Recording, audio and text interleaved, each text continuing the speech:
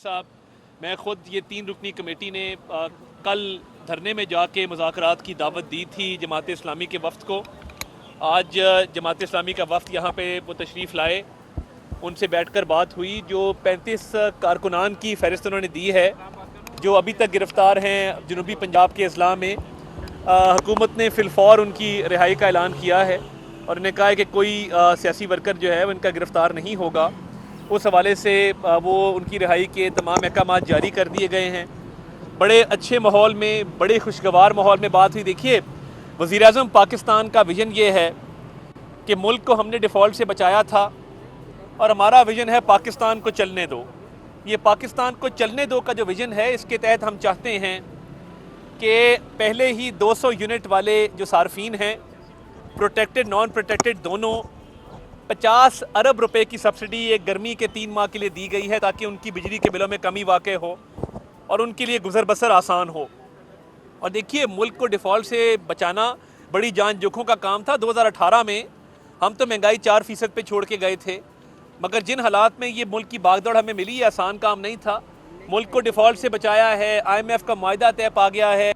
उम्मीद करते हैं कि ये जो इक़दामात लिए जा रहे हैं, FBR की डिजिटाइजेशन है, प्राइवेटाइजेशन है, निजकारी है, जो स्टेट ओन्ड एंटरप्राइजेस है, इनकी हुकूमत के खराजात को कम करने की कोशिश की जा रही है। तनख्वाह मरात नहीं ले रही काबीना। उसके अलावा जो PWD को ख़त्म किया गया है, महकमों की short down sizing, right sizing की जा रही है, तमाम इक़दाम लिए जा रहे हैं।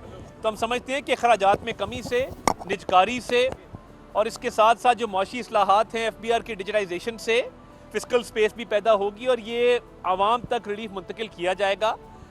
जो जमात इस्लामी के वफ़द ने बातें की, हम सहमत हैं इन बातों से। हम चाहते हैं कि अवाम के रिलीफ के लिए काम किया जाए और दिन रात काम हो रहा है और इन हालात को बेहतर करने में हुकूमत जो है वो हर मुमकिन जो है वो इक़दामात वो उठाएगी।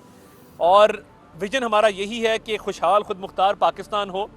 दोस्त ममालिक से जो इन्वेस्टमेंट्स आएंगी उनसे बेहतरी आएगी, एम्प्लॉयमेंट जनरेट होगी।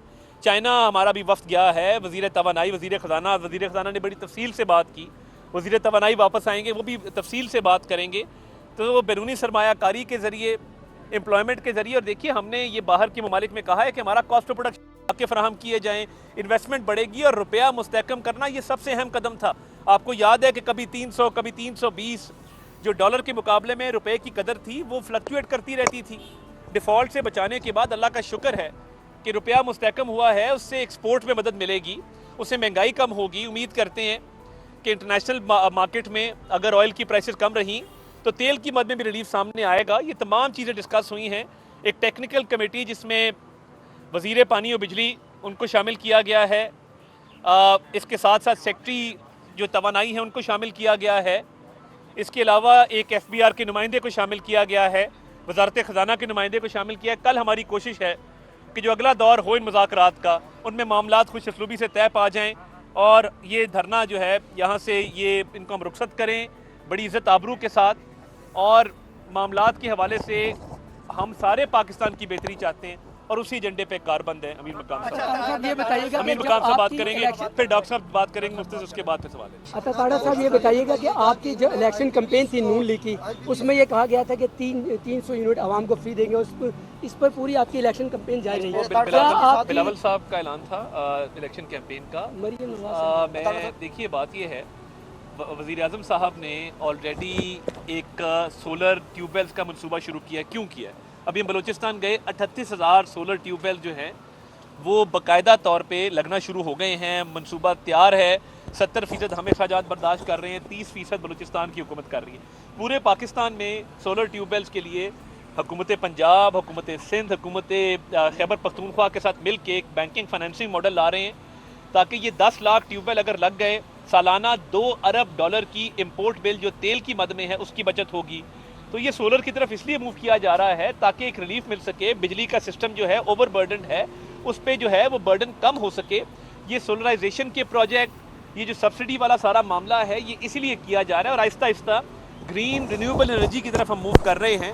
तो ये अवाम दोस्त वो इक़दामात हैं जो लिए जा रहे हैं।